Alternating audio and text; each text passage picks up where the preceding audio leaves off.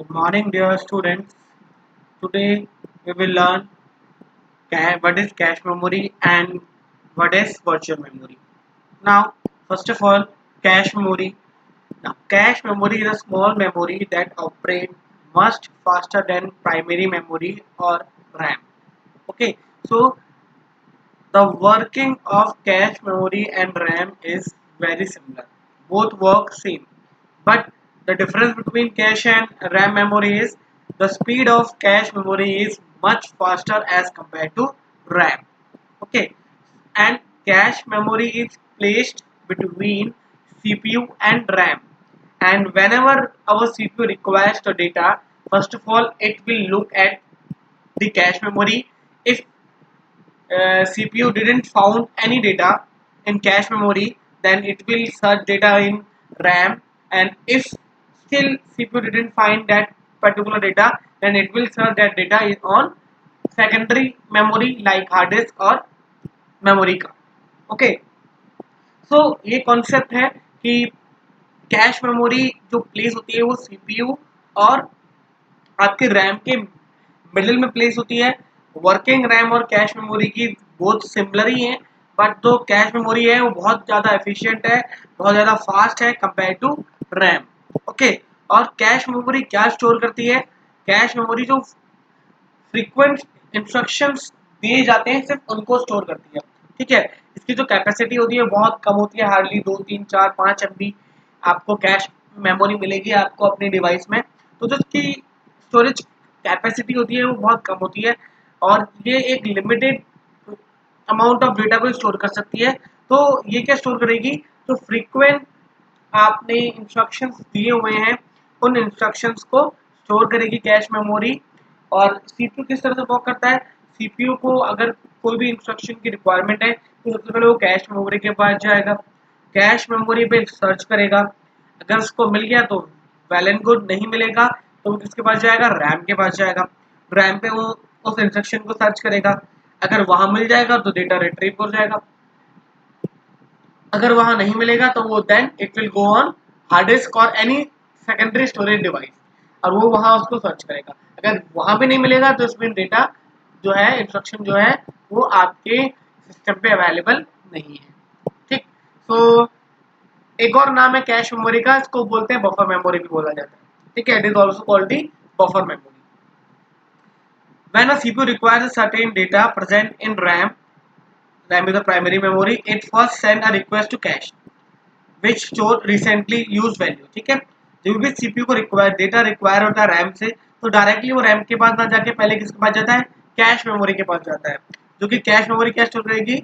Recently use values, recently use data, recently use instructions को store करेगी।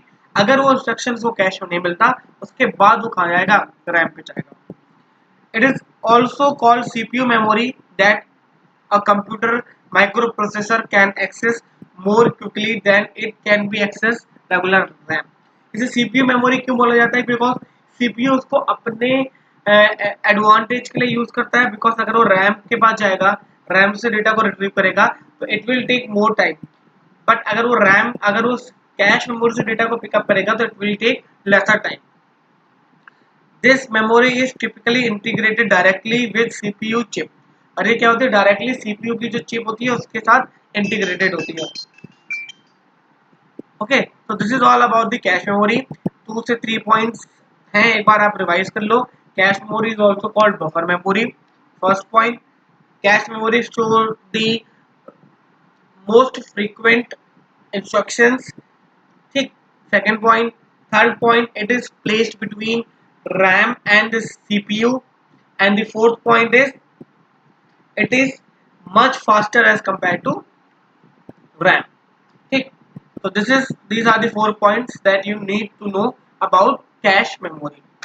Now next is virtual memory। Virtual memory is not actually memory। Virtual means illusion। Okay, that is not true. तो virtual memory नाम से कोई भी memory हमारे system पे नहीं होती है। अगर मेमोरी हमारे सिस्टम पे अवेलेबल नहीं होती तो why we are reading it? Actually virtual memory is not a physical memory, but it is a concept. ये कॉन्सेप्ट डेवलप किया हुआ है, ठीक है, ये फिजिकली आपके सिस्टम पे अवेलेबल नहीं होती, बट ये एक कॉन्सेप्ट है वर्चुअल मेमोरी का, जिसके थ्रू आप रैम की कैपेसिटी को बढ़ा लेते हैं। ठीक है, इसके थ्रू आपने कैश मेमोरी भी देखा था, वो भी आपकी रैम की एफिशिएंसी को बढ़ा रही थी, क्योंकि रैम के ऊपर से लोड कम कर रही थी।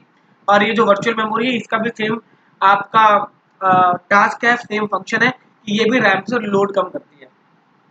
अच्छा, रैम इतनी इंपॉर्टेंट क्यों होती है, ये हम डिस्कस कर चुके हैं। बिकॉज जितनी भी एप्लीकेशन हमारे सिस्टम पे रन होंगी ए टू जेड, उन सारी एप्लीकेशन के लिए ये मैंडेटरी है कि उनको रैम पे पहले लोड होना पड़ेगा।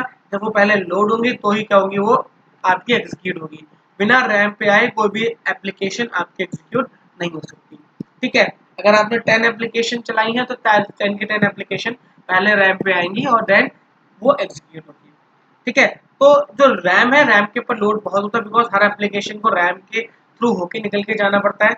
तो ये बहुत कॉमन सी सिचुएशन होती है कि रैम फुल हो जाती है। ठीक है, क्योंकि रैम की भी एक लिमिटेड स्टोरेज है, आपकी 2 GB है, 4 GB है, 6 GB है, जितनी भी आपकी रैम है, एक सिचुएशन ऐसी आएगी जब आपकी रैम क्या हो जाएगी, कंप्लीटली फुल हो जाएगी।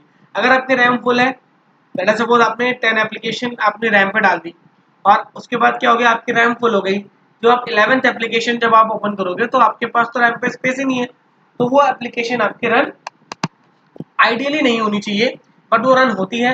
वो रन कैसे होती है, वो वहां पर जो काम करता है कॉन्सेप्ट, तो वर्चुअल मेमोरी का कॉन्सेप्ट काम करता है। नाउ अब हम बात करते हैं कि वर्चुअल मेमोरी एक्चुअल में होती क्या है। Virtual memory is an area of a secondary memory storage space which acts as if it were a part of the system RAM or primary memory। यहाँ पर हम अपनी जो सेकेंडरी मेमोरी है उससे रैम का काम कराते हैं। सिंपल सी बात यहाँ पर ये है, जो भी हमारी हार्ड डिस्क है, जो भी हमारी रोम है, या जो भी हमारे मेमोरी कार्ड है, हम उसको, हमें पता है कि वो रोम है। ठीक है, लेकिन हम उसको इस तरह से एक ऐसा एनवायरनमेंट क्रिएट कर लेते हैं कि आपकी जो सेकेंडरी मेमोरी है उसका कुछ पार्ट एज अ रैम की तरह काम करना स्टार्ट कर देता है। तो अगर इस तरह से होता है तो उस कॉन्सेप्ट को बोला जाता है आपका वर्चुअल मेमोरी। जब आपके सेकेंडरी मेमोरी जो स्टोरेज है उसका कुछ पार्ट आप उसको एज अ रैम की तरह यूज करने लग जाओगे, तो उस पर्टिकुलर पार्ट को क्या बोला जाएगा, वर्चुअल मेमोरी बोला जाएगा। ठीक है, अब बात यह आती है कि हमें ऐसा करने की जरूरत क्यों पड़ी। तो ideally the data need to run application is store in drive, मतलब जितनी भी आप डेटा को आप रन करना चाहते हो, या जितनी भी एप्लीकेशन आप रन करना चाहते हो, सारी की सारी काम पर स्टोर होती है, रैम पे स्टोर होती है, where they can access quickly by CPU. और रैम पे जहाँ से स्टोर होती है वहां से डायरेक्टली सीपीयू उस एप्लीकेशन को, डेटा को पिक कर लेता है। But when a larger application are being run, or when many application are being running at once, the system RAM may be become full। मतलब एक सिचुएशन अगर ऐसी आ जाती है जहाँ पर आपकी रैम क्या हो जाती है, फुल होती है, हो जाती है। चाहे आप लार्जर एप्लीकेशन को रन करो, चाहे आप मल्टीपल एप्लीकेशन को रन करो, there is a scenario when your RAM is completely full, there is no space in RAM. अब जब ये प्रॉब्लम आती है, उसके बाद अगर आप कोई नेक्स्ट एप्लीकेशन रन करने का ट्राई करोगे तो वहां पर क्या होगा, वो एप्लीकेशन रन नहीं होगी। तो इस प्रॉब्लम को ओवरकम करने के लिए हमारा सिस्टम क्या करता है, to get around this problem, some data stored in RAM that is not actively being used can be temporarily moved to virtual memory। अब यहाँ पर हम क्या किया जाता है, हमारा सिस्टम, हमारा ऑपरेटिंग सिस्टम क्या करता है कि जो डेटा आपका रैम में स्टोर है और जो बहुत टाइम से यूज नहीं हो रहा है, ठीक है, उस डेटा को वो क्या करेगा, बैकग्राउंड में रैम से उठा के कहाँ डाल देगा, वर्चुअल मेमोरी पे डाल देगा।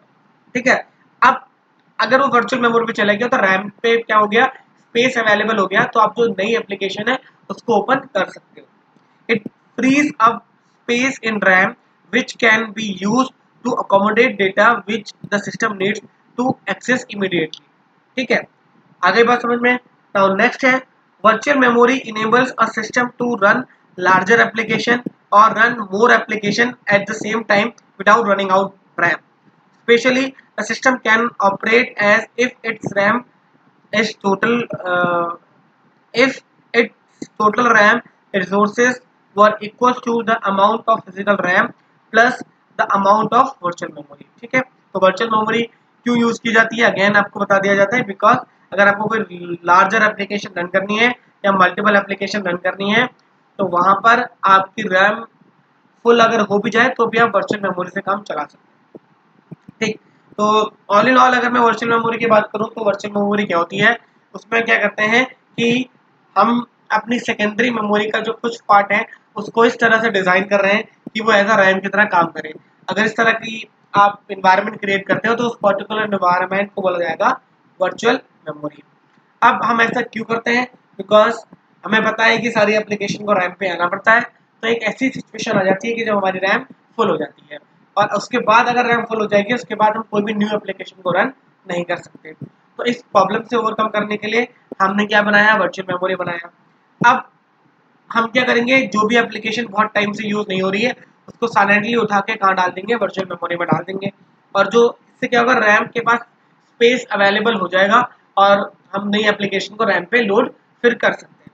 ठीक है, तो ये जो कॉन्सेप्ट है वो क्या है, वर्चुअल मेमोरी का। अब यहाँ पर एक डाउट आपके माइंड पे क्रिएट हो सकता है।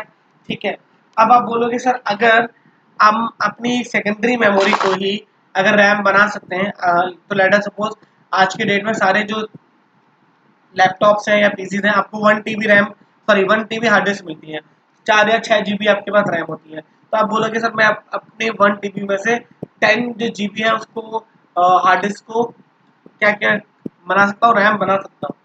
तो आप ऐसा कर सकते हैं, नो डाउट आप कर सकते हैं, बट आपको ये चीज ध्यान में रखनी है, the speed of RAM and the speed of virtual memory, उसमें बहुत बड़ा गैप है। ठीक है, the speed of RAM and speed of hard disk, उसमें इतना बड़ा गैप है कि आप उसको फिल ही नहीं कर सकते। अगर आपका सीपीयू डायरेक्टली वर्चुअल मेमोरी से डील करेगा या डायरेक्टली आपका हार्ड डिस्क से डील करेगा तो उसका जो रिस्पॉन्स है वो इतना स्लो होगा कि आपका जो सीपीयू है वो प्रॉपरली यूटिलाइज नहीं हो पाएगा, वो आइडल बैठा रहेगा। बिकॉज आपकी जो हार्ड डिस्क है उसकी स्पीड कभी भी मैच नहीं कर सकती रैम, रैम आपकी कंपैरेटिवली बहुत ज़्यादा फास्ट होती है। ठीक है, तो आप as a alternate option virtual memory को यूज़ कर सकते हो, बट अगर आप सोच रहे हो कि मैं एज अ मेन मेमोरी की तरह वर्चुअल मेमोरी को यूज़ करूँ तो ऐसा पॉसिबल इसलिए नहीं हो पाएगा बिकॉज वर्चुअल मेमोरी वो स्पीड और परफॉर्मेंस हमें कभी नहीं दे सकती जो हमें रैम प्रोवाइड करेगी। ठीक है, तो as an alternate, as a backup, virtual memory can be used, but as a main or primary memory we cannot use virtual memory because the speed of virtual memory is very much slower compared to RAM. Okay, now one more thing, अगर आपको अपने system पे virtual memory को increase करना है तो you can do manually. आप अपना ये एक्सप्लोरर ओपन कर लीजिए, राइट क्लिक करिए, then go to properties, then you will go on advance system setting.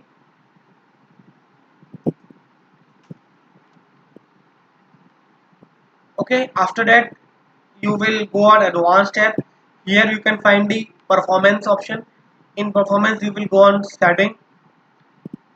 Here is another tab, advanced. You will go here and here you can see the virtual memory.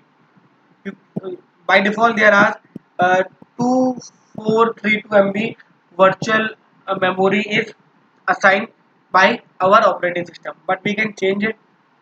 Here it is written automatically manage। यहाँ पर हम इसको uncheck करके यहाँ पर हम अपने किसी भी ड्राइव को यहाँ पर कस्टम साइज देके हम इसको चेंज कर सकते हैं, सी में डी में कस्टम साइज करके आप यहाँ पर इनको वर्चुअल मेमोरी के साइज को चेंज कर सकते हैं। ठीक है, तो here you can change, increase and decrease the size of your virtual memory. Okay, so student, that's it for today. Thank you and keep learning.